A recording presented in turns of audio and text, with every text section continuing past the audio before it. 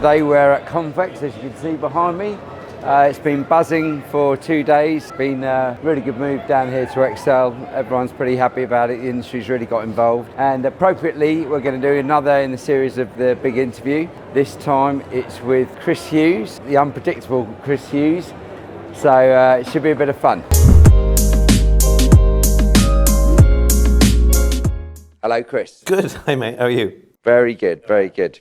So tell us first of all how it all began. I was at school and I had very bad spots and I couldn't get girls. Well, I couldn't get girls, but I also started to not get invited to parties.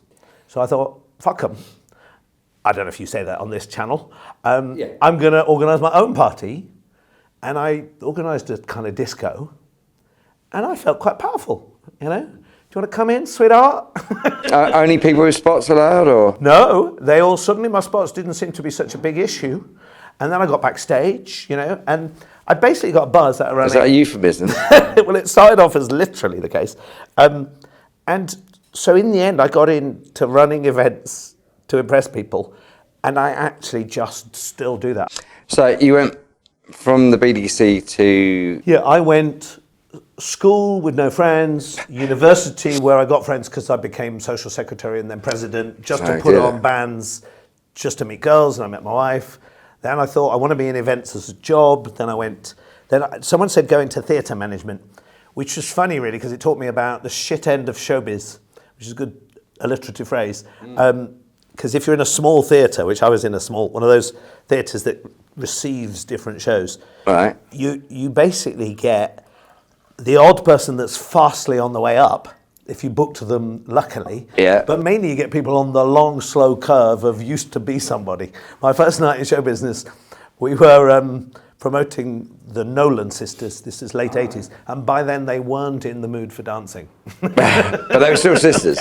They were still an act. And working in the theatre was very funny because it taught me a lot about sort of Alan Partridge-esque end of showbiz. And then accidentally met the Morrises because my boss was running a ballet thing in Islington, and Andrew, who was just getting started, the Morris family had just bought the BDC, they said, you seem quite good, do you want to stick around? So when this ballet thing left town, I stayed. Okay. For an extra grand a year. There you go. I went from 12 grand a year to 13 grand a year to work in London. And I learned that from them so much, and I loved working for them. And then it was only, I worked for them for 9 years, which is way longer than I probably wanted to, but I was still happy. But Peter Osborne came along and said he needed a number two to run the sort of mega business that was BBC Haymarket. Because they were, in the 90s, they were the consumer show company, weren't they? No, totally, yeah. And I always thought that there'd been all these shows like Ideal Home and Boats, and then Osborne came along with and did deals to do all the BBC shows. And they changed the show world. And I wanted to go and have a piece of that. So we started brand events, partly because I needed to leave Haymarket. And because I had this instinct that there were different kinds of events to be made, which, as you kindly said, turned out to be true. But I also wanted to make some money. I wanted to know if I could start a business. So I put £450 into our company. I have no money. And I persuaded Richard Copley-Smith and two best mates of mine who are still shareholders to put in £250,000. Ah. And that was supposed to last... So matching your 450. I put £450. Yeah. And they put 250 grand, and they got 45%. Nicola got 8%, and I think I got something like 46. Weird number. And the 250 grand was supposed to last for the first 2 years, and we were going to launch 2 or 3 shows. And we spent it in the 6 months on the first Vitality show. So that was a problem, because we were then out of cash, and the Vitality show had lost all of the £250,000. And it was then that I learned that launching these shows really cost quite a lot of money. So we then spent a year in which every pound in went out to someone who we owed money to. And it was very linear, but quite terrifying. And the following year was then shit or bust. Would the Vitality show move into profit?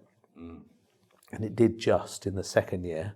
So then we had the confidence to launch the outdoor show. And suddenly in the third year, which is 2002, we moved, one was at the NEC and one was at Olympia, and they were 2 weeks apart, and they were both actually sold out visitor shows. Oh, really? The outdoor show.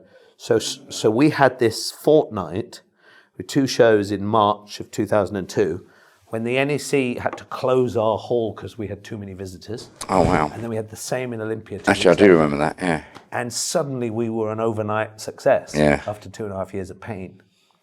And then That's a nice feeling, that. those 2 shows together, they led to me thinking, this is a great business, let's be ballsier, let's go and be really creative and try lots of things. And then we did. We went through this period where we tried loads of things. Weekend of Days, chemistry, but we tried about 6 things, but 2 of them were Top Gear and Taste.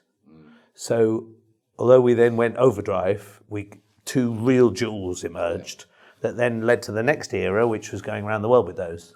What would you say has been your favourite event to have launched, worked on? I think that Carfest has been quite profound. Firstly, it has a purpose, which is it raises money for kids' charities. We've raised about 16 million quid for kids' charities in 9 years. So that's got real bite. The whole Top Gear journey around the world was an astonishing experience. Similarly, Taste. We met someone in a kitchen at an Asian awards event in 2002 who told us we should do this thing called Taste of Chicago in London. But of course, Taste of London became Taste of Everywhere. And one of the journeys, one of the best fun journeys we've had in 20 years is we put those 2 things together and said, let's take our company around the world and we'll go to people all over the world and say, do you want to do Top Gear and Taste in your town? We'll start a company. We talk to people about, he's now on Virgin Radio, and you talk to people at big stars that go on his show, they marvel at how he does it. You're definitely a future winner of the Big Pioneer Award, I think. Can't tell you where. You know what happened to me at the AEO one? Have I ever told you that story?